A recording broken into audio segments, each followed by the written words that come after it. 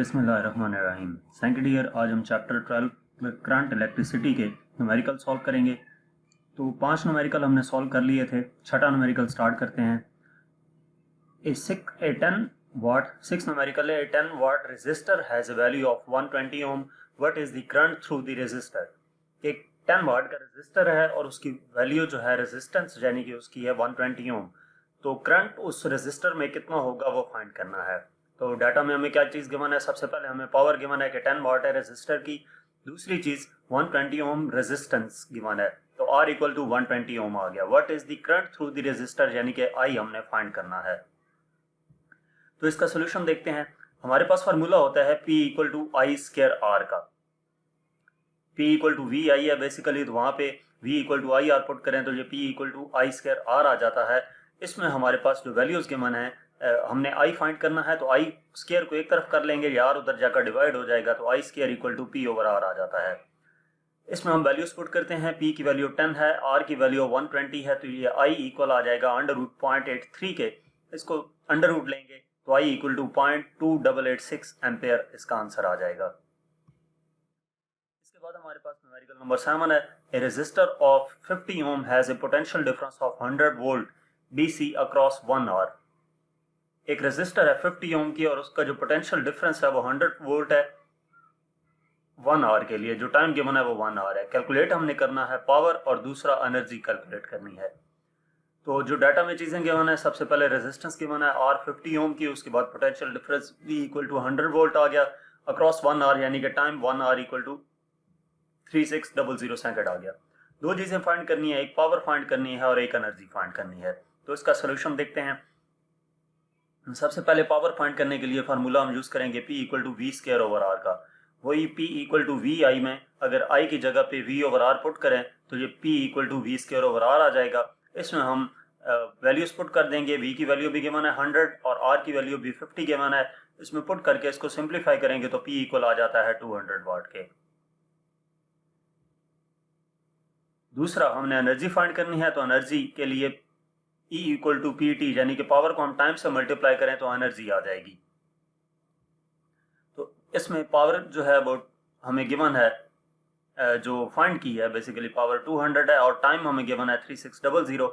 इनको मल्टीप्लाई कर देंगे तो ये 720000 जॉल में आंसर आ जाएगा। हम इसको मेगा जॉल में कन्वर्ट कर लेते हैं तो ये 0.72 मेगा जॉल आ जाएगा। बेसिकली इस वैल्यू में पॉइंट बिल्कुल एंड पे होता है, तो जितने डिजिट लेफ्ट साइड पे मूव करें उतनी 10 की पावर प्लस में आती है। तो ये यहाँ पर था तो ये 6 डिजिट लेफ्ट साइड पे मूव किया तो 10 पावर 6 आया, तो इसको मेगा जॉल में लिख दिया। इसके बाद न्यूमेरिकल नंबर 8 है। Calculate the current through a single loop circuit if E equal to 120 volt. EMF given है, रेजिस्टेंस 1000 ओम है और इंटरनल रेजिस्टेंस R 0.01 ओम है। हमने फाइंड क्या करना है? करंट फाइंड करना है। तो डाटा नोट करते हैं। सबसे पहले उसने ये कहा कि करंट कैलकुलेट करें, तो I फाइंड करना है।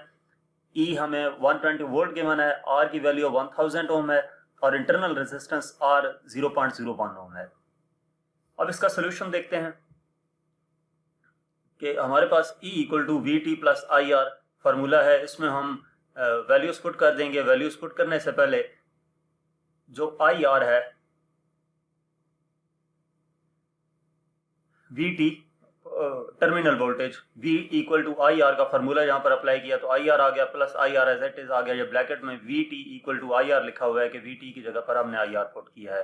ये basically equal to I R इसके सामने आएगा। तो ये क्या हो जाएगा? E equal to I into R plus R. I common ले लिया तो आर प्लस आर रह जाता है, तो I इक्वल आ जाएगा E over R plus are.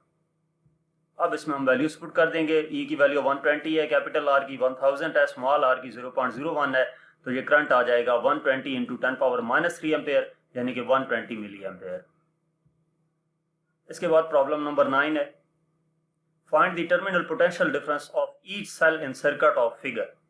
Terminal potential difference find करना है हर सेल का।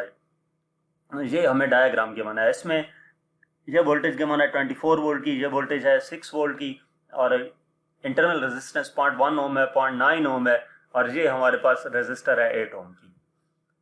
तो डाटा में जो चीजें गिवन है, सबसे पहले रेजिस्टेंस R 8 ओम है, E1 24 वोल्ट है और E2 हमारे पास 6 वोल्ट आ जाएगी, जो R1 है वो 0.1 ओम होगी और R2 0.9 ओम आ जाएगी। और जो VT1 यानी कि इसका पोटेंशियल टर्मिनल वोल्टेज हमने फाइंड करना है और VT2 इसका जो टर्मिनल वोल्टेज है वो फाइंड करना है। तो इसका सोल्यूशन स्टार्ट करते हैं। The resistance R1, R and R2 in series combination, so the equivalent resistance RE is R1 ये वाली रेजिस्टेंस, ये वाली रेजिस्टेंस और ये वाली रेजिस्टेंस, ये तीनों सीरीज में, तो इनकी अगर हमने इक्विवेलेंट रेजिस्टेंस फाइंड करनी है तो RE इक्वल आएगा R plus R1 plus R2, values put करेंगे तो ये 9 ओम आ जाएगा। The two batteries of the circuit oppose each other। अब ये बैटरी जो है इसका नेगेटिव साइन यहाँ पे है और इसका नेगेटिव, दोनों के यानी कि नेगेटिव साइन अटैच किया। अगर हम सपोज करें कि करंट यूं फ्लो कर रहा है तो इसको भी इसके साथ इसी कनेक्शन में अटैच होना चाहिए था, यानी कि पॉजिटिव नीचे होता और नेगेटिव ऊपर की तरफ होता टर्मिनल, तो हम इन दोनों वोल्टेजेस को ऐड करते हैं। लेकिन अब क्या है, ये एक दूसरे को अपोज कर रही हैं, तो इस वजह से 24 - 6 करेंगे। E इक्वल आ जाएगा E1 - E2, 24 - 6, तो ये 18 वोल्ट हमारे पास EMF आ गई। सो द करंट इज, अब करंट कितना होगा, V equal to I R का फार्मूला जो हमारे पास है वहां से E equal to I R कर देंगे, तो इसमें वैल्यूज पुट कर देंगे। I equal to E over R में 18 over 9 equal to 2 ampere. E की वैल्यू हमें फाइंड की थी 18 और RE ये वाली 9, इसको पुट किया तो 2 एम्पेयर करंट, यानी कि सर्किट में जो करंट फ्लो कर रहा है वो 2 एम्पेयर का है। अब इसे नेक्स्ट देखते हैं। VT1 equal to E1 minus IR1। हम पोटेंशियल डिफरेंस टर्मिनल वोल्टेज 1 के लिए फाइंड करने के लिए फार्मूला अप्लाई किया, VT equal to E minus IR वाला। अब जो करंट है E1 में वो फ्लो कर रहा है नेगेटिव से पॉजिटिव टर्मिनल की तरफ। ये हमारे पास जो ये वाली टर्मिनल है इसमें नेगेटिव से पॉजिटिव की तरफ फ्लो कर रहा है, therefore current must be positive sign.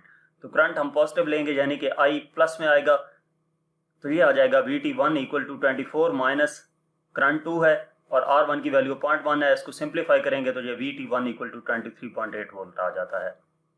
अब VT2 फाइंड करने के लिए VT2 equal to E2 minus IR2। अब यहाँ पर जो करंट है E2 में वो फ्लो कर रहा है पॉजिटिव टर्मिनल से नेगेटिव की तरफ। इसमें नेगेटिव से पॉजिटिव की तरफ था तो इसको हम पॉजिटिव लिया, ये कर रहा है नेगेटिव पॉजिटिव से नेगेटिव की तरफ फ्लो कर रहा है, तो इसका मतलब ये हुआ कि जो इसमें होगा वो नेगेटिव साइन होगा करंट का। तो VT2 equal to E2 minus IR2, VT2 equal to 6 plus 2 into 0.9, तो ये सिंप्लीफाई होके VT2 आ जाएगा 7.8 वोल्ट। नेक्स्ट प्रॉब्लम है, the volt meter in the circuit at the right may be considered to be ideal. जो volt meter circuit में दिखाया गया उसको कंसिडर करते हैं कि वो आइडियल है। Values are E equal to 15.0 volt, E की वैल्यू गिवन है। Internal resistance R 5 ohm, internal resistance जो है ये इधर लिखना है और R ऊपर लिखना है। इंटरनल रेजिस्टेंस जो है वो 5 ओम की है ये वाली। उसके बाद R1 100 ओम है, R2 300 ओम है। कैलकुलेट करना है करंट इन R1 में जो करंट है वो कैलकुलेट करना है। तो डाटा में जो चीज़ें हमें गिवन है वो देख लेते हैं। E 15 वोल्ट है, R 5 ओम है, R1 100 ओम है और R2 300 ओम है। I1 हमने फाइंड करना है, यानी कि R1 में से जो करंट गुजरेगा उसको हमने I1 कह दिया। तो इसका सोल्यूशन देखते हैं। The resistance R1 and R2 are parallel. जो R1 है और R2 वो पैरेलल में है, तो इनकी इक्विवेलेंट रेजिस्टेंस अगर हम फाइंड करें तो 1 over RE equal to 1 over R1 plus 1 over R2 आएगा। इसमें हम वैल्यूज पुट कर देंगे 1 over 100 plus 1 over 300, 3 plus 1 over LCM 300 आएगा, तो ये 3 प्लस 1 ओवर 300 4 ओवर 300 आ जाएगा, यानी कि RE इक्वल आ जाएगा 300 ओवर 4 के। इसका रेसिप्रोकल लिया, 1 ओवर RE है ना, तो RE फाइंड करने के लिए रेसिप्रोकल लेंगे 300 ओवर 4 इक्वल टू 75 ओम। अब E equal to VT plus IR का फार्मूला अप्लाई करते हैं, तो यहाँ से VT इक्वल होता है IR E के, तो इसमें हम यहाँ से I कॉमन ले लिया, तो बाकी ये I बेसिकली हम चेक करना चाहते हैं कि करंट इस सर्किट में कितना फ्लो कर रहा है। रेजिस्टेंस हमने टोटल फाइंड करनी, टोटल करंट फाइंड करने के लिए हमने ये फार्मूला अप्लाई किया था, तो इसमें वैल्यूज पुट करके सिंप्लीफाई करते हैं तो ये करंट आ जाता है 0.1875 एम्पियर के। ये टोटल करंट है जो सर्किट में फ्लो करेगा। हमने करंट वो फाइंड करना है जो R1 में फ्लो कर रहा है। तो इससे नेक्स्ट देखते हैं कि VT इक्वल टू IR, जो टर्मिनल वोल्टेज होगी उसके लिए फार्मूला अप्लाई करके वैल्यूज पुट की, I की वैल्यू पुट की, R की वैल्यू पुट की, तो ये हमारे पास VT आ गया। This is the terminal voltage of the battery which is in parallel to the resistors R1 and R2। ये टर्मिनल वोल्टेज है बैटरी की जो कि पैरेलल है R1 और R2 के, R1 और R2 के पैरेलल है टर्मिनल वोल्टेज ये वाली। Therefore this will be the voltage across R1 and R2। तो ये वही वोल्टेज होगी जो R1 और R2 के अक्रॉस होगी। तो इसलिए हम अब करंट R1 में फाइंड करने के लिए VT equal to I1 R1 put करते हैं, तो ये आ जाएगा I1 equal to VT over R1। इसमें वैल्यूज पुट कर देंगे तो ये सिंप्लीफाई होकर हमारे पास आंसर आ जाएगा I1 इक्वल टू 0.1406 एम्पेयर का। इसके बाद प्रॉब्लम नंबर 11 है, 3 arms of a Wheatstone bridge are 75 ohm each, what is the resistance of the fourth arm. तो बेसिकली अगर हम व्हीटस्टोन ब्रिज के जो टॉपिक है उसको देखें तो उसमें 4 रेजिस्टेंस को P, Q, R और X का नाम दिया गया है। तो उसने ये कहा है कि 3 रेजिस्टेंस सेम है, यानी कि P 75 ओम है, Q भी 75 है और R भी 75 है, तो हमने X फाइंड करनी है। तो उसी टॉपिक से जो फार्मूला है वो हम पुट करते हैं, X equal to RQ over P। तो इसमें वैल्यूज पुट करते हैं तो ये हमारे पास आंसर आ जाता है 75 ओम का, यानी कि जो फोर्थ रेजिस्टेंस होगी उसकी वैल्यू भी 75 ओम ही होगी। तो यहाँ तक इस चैप्टर के न्यूमेरिकल थे। मजीद किसी भी चैप्टर का कोई टॉपिक, कॉन्सेप्चुअल क्वेश्चन, न्यूमेरिकल देखने के लिए आप मेरा यूट्यूब चैनल देख सकते हैं। Thank you.